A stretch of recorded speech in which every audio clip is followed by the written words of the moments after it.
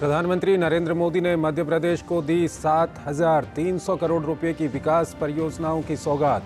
क्रांति सूर्य टंट्या भील विश्वविद्यालय की स्थापना का किया ऐलान। वंचितों और पिछड़ों को बताया सरकार की पहली प्राथमिकता।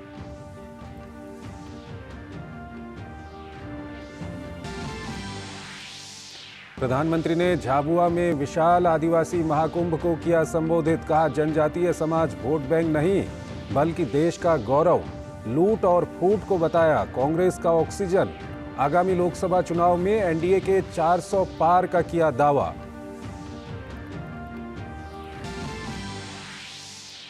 पीएम मोदी ने महर्षि दयानंद सरस्वती की 200वीं जयंती पर कार्यक्रम को किया संबोधित। कहा, केवल वैदिक ऋषि ही नहीं बल्कि राष्ट्र ऋषि भी थे महर्षि दयानंद। स्वामी दयानंद सरस्वती का दिखाया मार्ग अमृतकाल में करोड़ों लोगों में कर रहा है आशा का संचार। प्रधानमंत्री रोजगार मेले के तहत सोमवार को नवनियुक्त युवाओं को 1 लाख से अधिक नियुक्ति पत्र करेंगे वितरित। पीएम मोदी की उपस्थिति में श्रीलंका और मॉरिशस में यूपीआई सेवाओं का भी होगा शुभारंभ।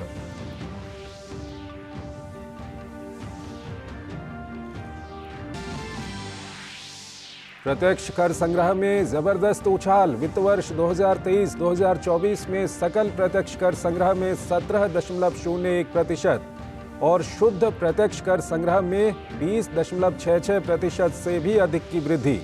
चालू वित्त वर्ष में 2.25 लाख करोड़ रुपए से ज्यादा के रिफंड जारी। सोमवार को होने वाले विश्वास मत से पहले बिहार में सियासत तेज। पटना में बैठकों का दौर। कांग्रेस के विधायक हैदराबाद से वापस लौटे। आरजेडी के सभी विधायकों को रोका गया तेजस्वी यादव के घर। भाजपा ने बोला हमला। कहा, आरजेडी को सता रहा है विधायकों के भागने का डर। कांग्रेस से निष्कासित नेता आचार्य प्रमोद कृष्णम ने पार्टी पर बोला जमकर हमला। पूछा, क्या कांग्रेस में रहने के लिए चमचागिरी है जरूरी? राम और राष्ट्र से किसी भी हाल में समझौता नहीं।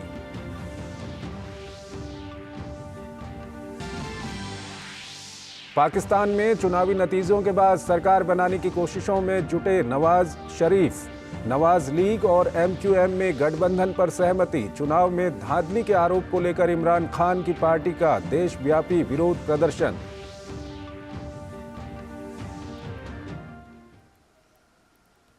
नमस्कार, डीडी न्यूज में आपका स्वागत है। मैं हूं चंद्रशेखर जोशी और आइए अब खबरों को विस्तार से देखते हैं। मध्य प्रदेश की अनुसूचित जनजातियों के लिए आज का दिन महत्वपूर्ण था जब पीएम ने झाबुआ में रेल, शिक्षा के साथ साथ जलापूर्ति और पीने के पानी से जुड़ी लगभग 7,500 करोड़ रुपए की विकास परियोजनाओं का शुभारंभ और शिलान्यास किया, जिनसे क्षेत्र के जनजातीय समुदाय को विशेष रूप से लाभ होगा। इस अवसर पर पीएम ने कांग्रेस पर जनजातीय समाज के विकास को अनदेखा करने का आरोप लगाया।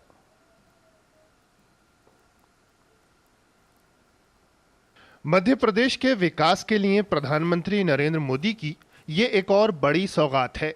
पीएम ने झाबुआ में लगभग 7,500 करोड़ रुपए की विकास परियोजनाओं का शुभारंभ और शिलान्यास किया। इन परियोजनाओं से क्षेत्र के जनजातीय समुदाय को विशेष रूप से लाभ होगा। प्रधानमंत्री ने कई रेल परियोजनाओं का भी शुभारंभ और शिलान्यास किया। इनमें रतलाम रेलवे स्टेशन और मेघनगर रेलवे स्टेशन के पुनर्विकास की आधारशिला शामिल है। इन स्टेशनों को अमृत भारत स्टेशन योजना के अंतर्गत विकसित किया जा रहा है। इन रेल परियोजनाओं से व्यापार और पर्यटन को भी बढ़ावा मिलेगा। प्रधानमंत्री ने जनजातीय समाज के महान स्वतंत्रता सेनानी जननायक टंटिया मामा के नाम पर विश्वविद्यालय की भी घोषणा की। खरगोन का क्रांति सूर्य टंटिया भील विश्वविद्यालय 170 करोड़ रुपए की लागत से स्थापित हो रहा है। इसकी शुरुआत 2024-25 के सत्र से हो जाएगी। विश्वविद्यालय से 5 जिलों के 83 महाविद्यालय जुड़ेंगे। पीएम ने कहा कि जनजातीय समुदाय की शिक्षा के लिए तेजी से काम हो रहा है। कांग्रेस ने इतने वर्षों में, इतने साल उनको काम करने का अवसर मिला था। सिर्फ 100 एकलव्य स्कूल खोले थे, वो भी वहां जहां उनके बड़े बड़े बाबू बैठे थे। जबकि भाजपा की सरकार ने अपने 10 साल में ही इससे 4 गुना ज्यादा एकलव्य स्कूल खोल दिए। एक भी आदिवासी बच्चा शिक्षा के अभाव में पीछे रह जाए ये मोदी को मंजूर नहीं है। प्रधानमंत्री ने जलापूर्ति और पीने के पानी की व्यवस्था को मजबूत बनाने वाली कई परियोजनाओं की भी सौगात दी। साथ ही पीएम ने 3,275 करोड़ रुपए से अधिक की कई सड़क विकास परियोजनाओं को भी राष्ट्र को समर्पित किया। राज्य की विशेष पिछड़ी जनजातियों की लगभग 2 लाख महिलाओं को आहार अनुदान की मासिक किस्त भी ट्रांसफर की गई। पीएम ने प्रधानमंत्री आदर्श ग्राम योजना के अंतर्गत 559 गांवों के लिए 55.9 करोड़ रुपए जारी किए।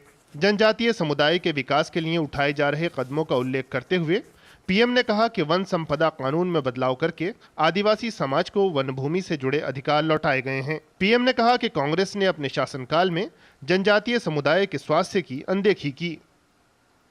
इन लोगों ने न कभी आदिवासी समाज के विकास की चिंता की, न उसके सम्मान के बारे में सोचा। इनके लिए तो जनजातीय लोगों का मतलब केवल कुछ वोट होता था, सिर्फ वोट होता था। इन्हें गांव, गरीब, पिछड़ा की याद तब आती थी जब चुनाव की घोषणा होती थी। पीएम ने स्वामित्व योजना के लाभार्थियों को 1,75,000 अधिकार अभिलेख वितरण का भी शुभारंभ किया। इससे लोगों को उनकी जमीन के अधिकार के लिए दस्तावेजी साक्ष्य उपलब्ध होंगे। पीएम ने कई अन्य विकास परियोजनाओं का भी उपहार दिया। इनको लेकर स्थानीय लोगों में बेहद उत्साह है। युवाओं ने विश्वविद्यालय की स्थापना को बहुत लाभकारी बताया। बहुत ज्यादा फायदा होगा जनजातीय लोगों के लिए, क्योंकि हमारे जो स्टूडेंट वगैरह होते हैं वो या बाहर जाते हैं, जैसे कि बेंगलोर या फिर रतलाम है, इंदौर जाते हैं, पर इससे क्या है यहाँ स्थानीय लोगों को बहुत ज्यादा सुविधा मिलेगी। दूसरे राज्यों में जाकर जो पढ़ाई कर रहे थे उनको जो कठिनाइयों का सामना करना पड़ रहा था वो अब नहीं करना पड़ेगा। और पढ़ाई शिक्षा के स्तर पर मोदी जी ने जो कदम उठाया है, शिक्षा के प्रति युवा जागरूक होंगे। पीएम के हाथों मिला विकास परियोजनाओं का तोहफा झाबुआ और आसपास के जिलों में न केवल अवसरों के नए द्वार खोलेगा, साथ ही देश की विकास यात्रा में जनजातीय समुदाय को साथ लेकर आगे बढ़ने में भी मदद मिलेगी। आदित्य श्रीवास्तव के साथ ब्यूरो रिपोर्ट, डीडी न्यूज। प्रधानमंत्री नरेंद्र मोदी ने स्वामी दयानंद सरस्वती जी की 200वीं जन्म जयंती पर आयोजित समारोह को संबोधित किया। ये समारोह गुजरात के मोरबी में स्थित स्वामी जी की जन्मस्थली टंकारा में हुआ। कार्यक्रम को वर्चुअल माध्यम से संबोधित करते हुए पीएम ने कहा कि उनके जीवन पर स्वामी दयानंद सरस्वती जी का एक अलग प्रभाव है। पीएम ने कहा कि स्वामी दयानंद सरस्वती जी केवल एक वैदिक ऋषि ही नहीं थे, वो एक राष्ट्र चेतना के ऋषि भी थे। समाज का एक वर्ग भारतीय संस्कृति और आध्यात्म से लगातार दूर जा रहा था। ऐसे समय में स्वामी दयानंद जी ने वेदों की ओर लौटो इसका आह्वान किया। उन्होंने वेदों पर भाष्य लिखे, तार्किक व्याख्या की। उन्होंने रूढ़ियों पर खुलकर प्रहार किया। प्रधानमंत्री ने कहा कि स्वामी जी के मन में भारत को लेकर जो विश्वास था, अमृतकाल में हमें उसी विश्वास को अपने आत्मविश्वास में बदलना होगा। पीएम ने महिलाओं के अधिकारों और उनकी भागीदारी के लिए महर्षि दयानंद जी के संदेश को याद किया। महर्षि दयानंद ने अपने दौर में महिलाओं के अधिकारों और उनकी भागीदारी की बात की थी। नई नीतियों के जरिए, ईमानदार कोशिशों के जरिए देश आज अपनी बेटियों को आगे बढ़ा रहा है। कुछ महीने पहले ही देश ने नारी शक्ति वंदन अधिनियम पास करके लोकसभा और विधानसभा में महिला आरक्षण सुनिश्चित किया है। भारतीय जनता पार्टी की केंद्रीय चुनाव समिति ने विभिन्न राज्यों में होने वाले आगामी राज्यसभा द्विवार्षिक चुनाव के लिए कुल 14 नामों का ऐलान किया है। उत्तर प्रदेश से सबसे ज्यादा 7 लोगों को उम्मीदवार बनाया गया है, जिसमें आरपीएन सिंह, सुधांशु त्रिवेदी, साधना सिंह, अमरपाल मौर्य, चौधरी तेजवीर सिंह, डॉक्टर संगीता बलवंत, नवीन जैन के नाम शामिल हैं। वहीं बीजेपी ने बिहार से 2, छत्तीसगढ़, हरियाणा, कर्नाटक, पश्चिम बंगाल और उत्तराखंड से एक-एक उम्मीदवार के नाम की घोषणा की है। उत्तराखंड से महेंद्र भट्ट, पश्चिम बंगाल से समीक भट्टाचार्य, हरियाणा से सुभाष बराला, बिहार से धर्मशिला गुप्ता और भीम सिंह को उम्मीदवार बनाया गया है।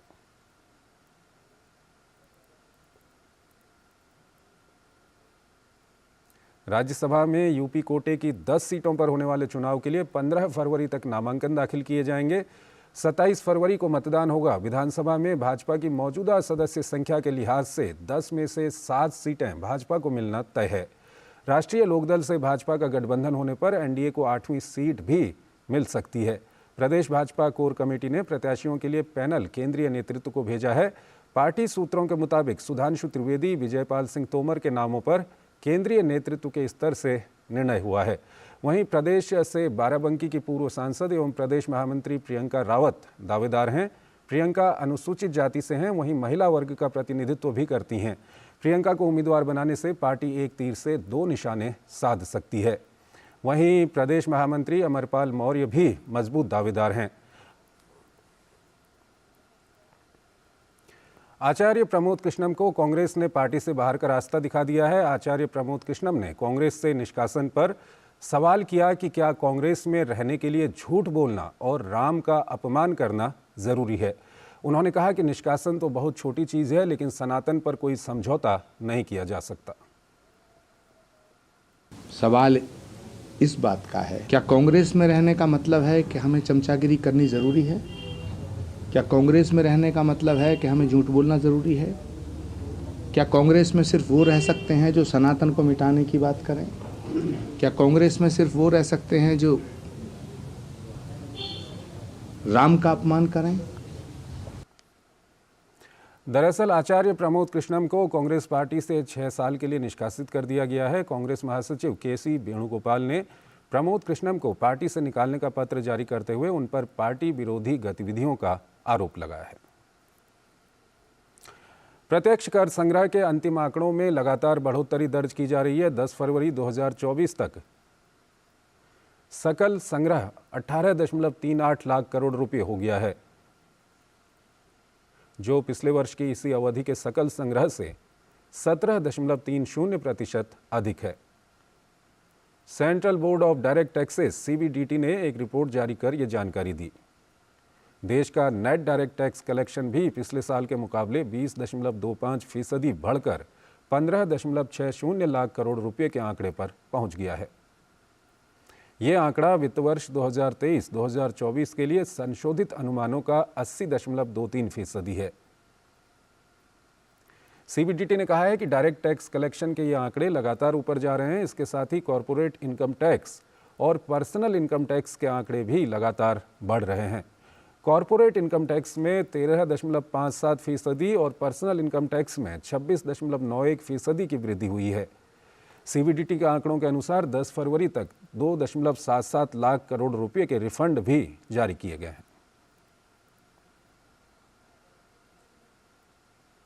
प्रधानमंत्री नरेंद्र मोदी सोमवार को वीडियो कॉन्फ्रेंसिंग के माध्यम से नवनियुक्त युवकों को 1 लाख से अधिक नियुक्ति पत्र वितरित करेंगे।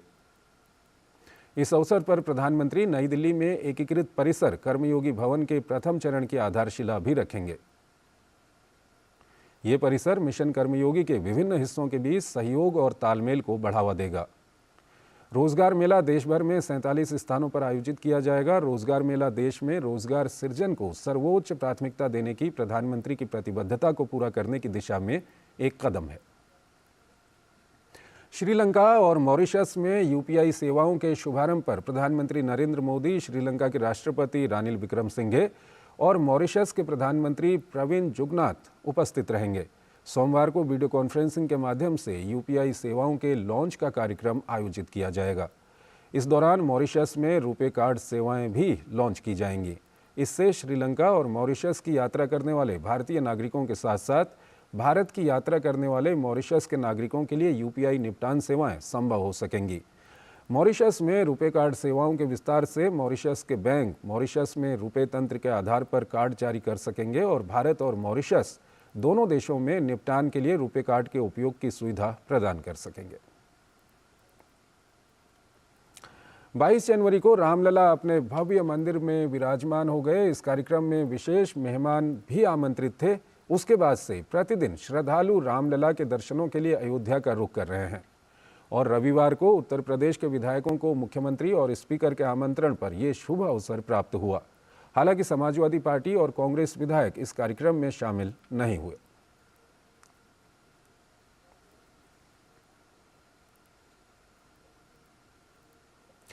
केंद्रीय शिक्षा मंत्री धर्मेंद्र प्रधान ने आईआईटी भुवनेश्वर द्वारा 100 क्यूब कार्यक्रम पर कहा कि इसका मकसद 2036 तक 100 करोड़ से अधिक टर्नओवर वाले 100 स्टार्टअप स्थापित करना है। उन्होंने कहा कि भारत में उद्यमिता की संस्कृति का लक्ष्य हम साथ मिलकर हासिल करेंगे। 2047 में आज़ादी के 100 साल पूरे होने पर ओडिशा के युवा भारत के विकास में अहम रोल निभाएंगे और आईआईटी भुवनेश्वर राज्य की प्रतिभा को निखारने में महत्वपूर्ण रोल अदा करेगा। भारत में आज स्टार्टअप इकोसिस्टम एक नई ऊंचाई तक जा रही है। 2014 में इसकी संख्या 350 थी, आज उसकी संख्या 1,20,000 तक पहुंच चुकी है।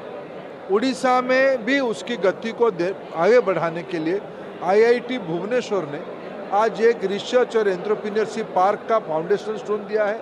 इसमें एक एम्बिशियस प्रोजेक्ट हाथ में लेके उड़ीसा में जितने इंक्यूबेशन सेंटर है, प्राइवेट यूनिवर्सिटी की हो, राज्य सरकार की यूनिवर्सिटीज़ की हो या गवर्नमेंट ऑफ इंडिया की इंस्टीट्यूट और यूनिवर्सिटी की जितने सारे इंक्यूबेशन सेंटर है, सभी के बीच में एक फेडरल नेटवर्क खड़ा करके, एक फेडरेशन उनकी बना के यहाँ की टैलेंट पूल को गैल्वेनाइज करने के लिए एक जन आंदोलन शुरू किया गया। भारत सरकार ने नए युग के प्रभावशाली व्यक्तियों और रचनात्मक कार्यों में लगे लोगों के लिए नेशनल क्रिएटर्स अवार्ड की घोषणा की है और 20 श्रेणियों में ये पुरस्कार दिए जाएंगे। केंद्र सरकार ने इसके लिए लोगों से आवेदन करने की भी अपील की है। प्रधानमंत्री नरेंद्र मोदी ने अपने सोशल मीडिया प्लेटफॉर्म एक्स पर लिखा है, हमारे क्रिएटर समुदाय के लिए एक महान अवसर है जो पूरे भारत के असाधारण प्रतिभा को उजागर करता है। चाहे वो नवाचार कर रहे हों, प्रेरणा दे रहे हों या बदलाव की अलख जगा रहे हों, हम अपनी युवा शक्ति का उत्सव मनाना चाहते हैं। आगे बढ़ें, भाग लें और देश को प्रतिभाशाली रचनाकारों का हौसला बढ़ाने दें। नेशनल क्रिएटर्स अवार्ड के नामांकन के लिए माईगॉव इंडिया ने एक वीडियो भी साझा किया है। 3, 2, 1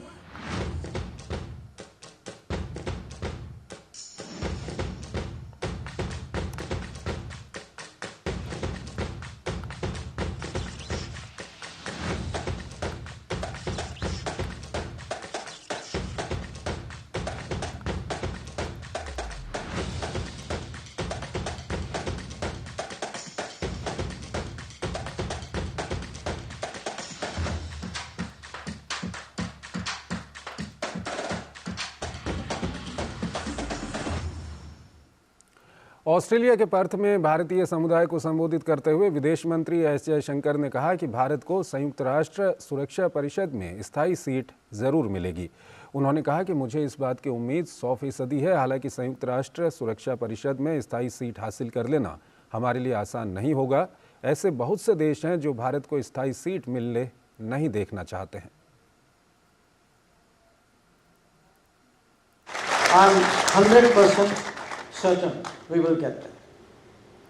But I will also tell you this honestly, we will not get there easily because world is competitive.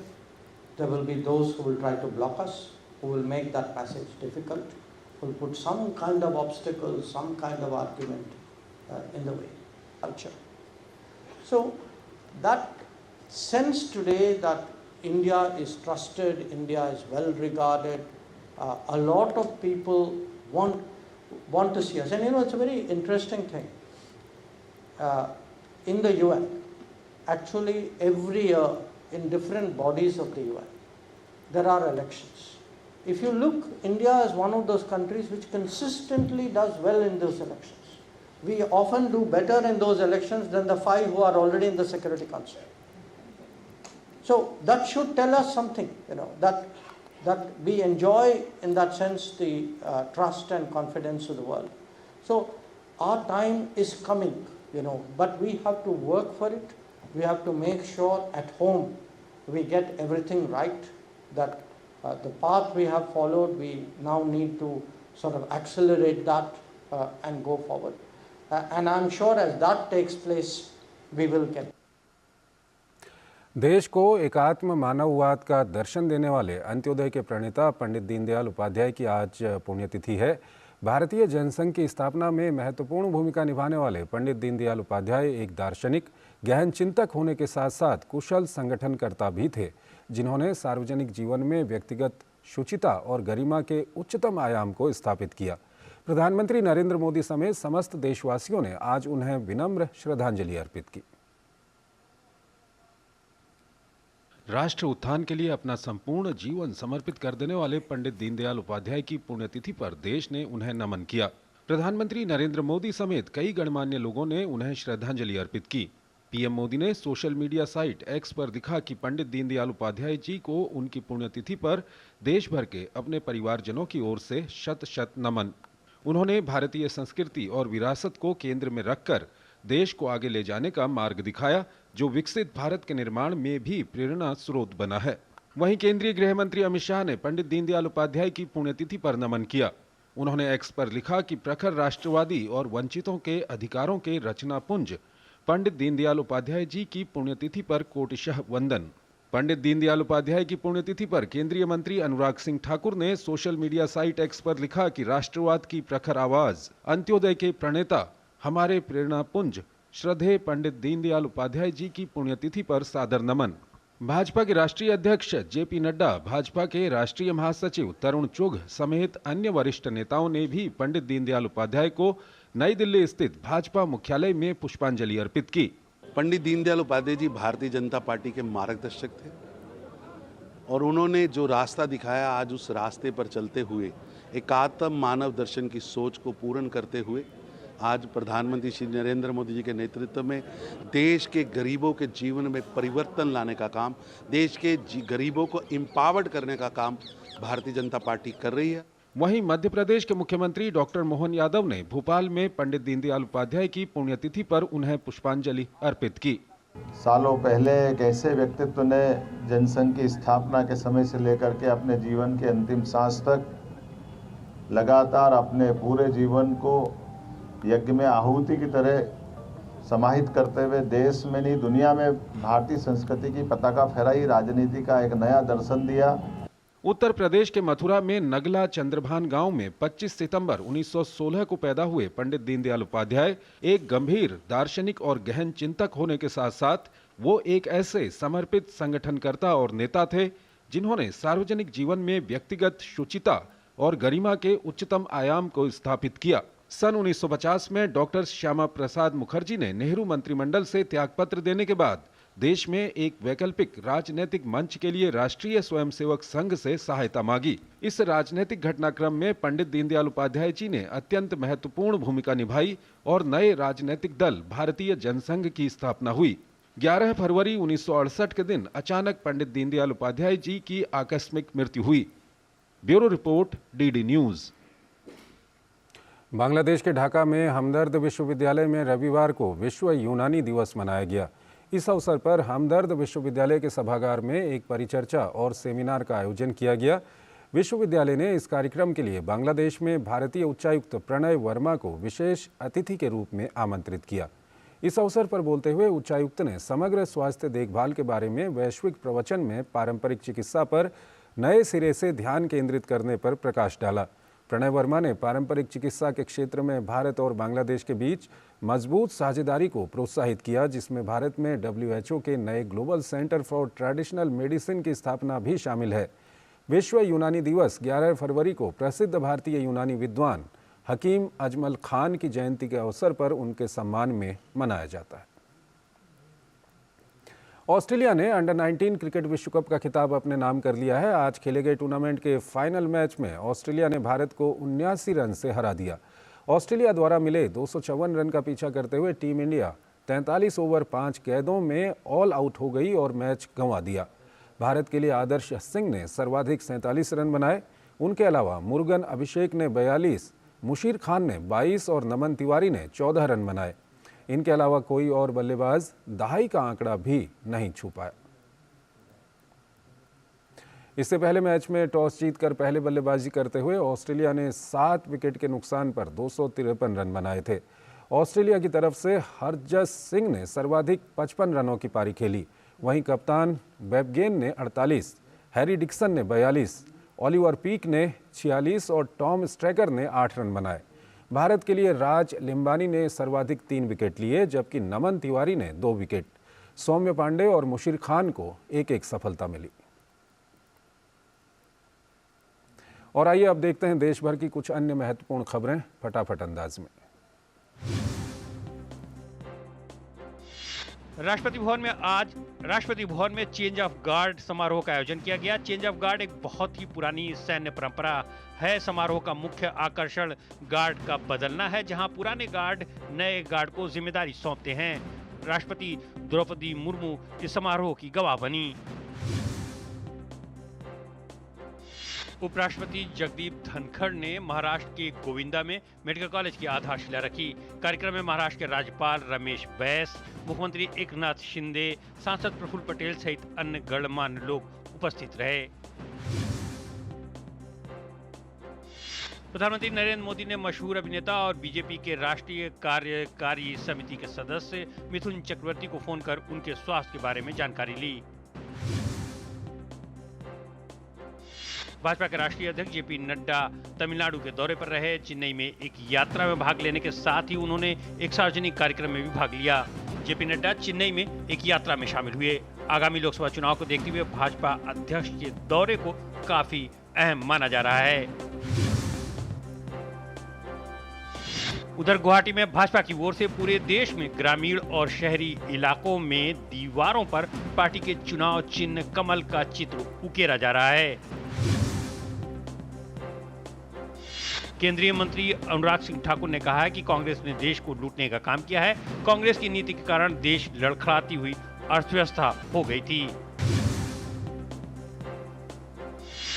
राष्ट्रीय जांच एजेंसी ने 2022 के कोयंबटूर कार बम विस्फोट मामले और ISIS भर्ती मामले में तमिलनाडु में कुल 21 स्थानों में छापेमारी की। आतंकवाद रोधी एजेंसी ने छापेमारी के बाद 4 लोगों को गिरफ्तार किया। भारतीय सेना द्वारा समय समय पर अपने जवानों के कौशल को निखारने के लिए राजस्थान के बीकानेर जिले में महाजन रिज में वार्षिक फील्ड फायरिंग अभ्यास संचालित किया गया। तो इस बुलेटिन में फिलहाल इतना ही। आप बने रहिए DD न्यूज़ के साथ। नमस्कार।